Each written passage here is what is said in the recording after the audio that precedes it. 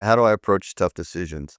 It's a balancing act because you have to make sure that the decision you make is based on policy, based on law, and whatever decision you make is going to have an impact on future decisions. And you also have to make sure that you're looking out for the officers and you're looking out for the city and the organization, especially in policing.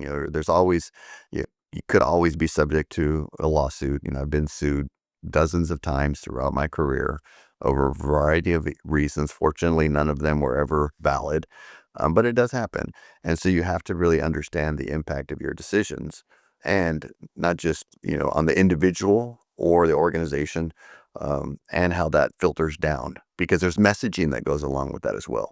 So when you have, whatever the decision is, if it's a policy decision, if it's a decision on the level of discipline, so you really have to understand what the impact is and then the messaging that goes along with that.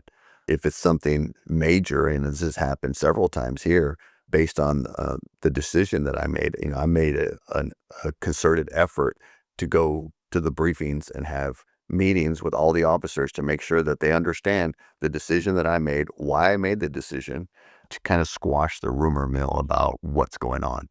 And so I think that, you have to really understand the impact of what it is that you're doing with that decision, and also understanding any type of, short or long-term implications of that decision.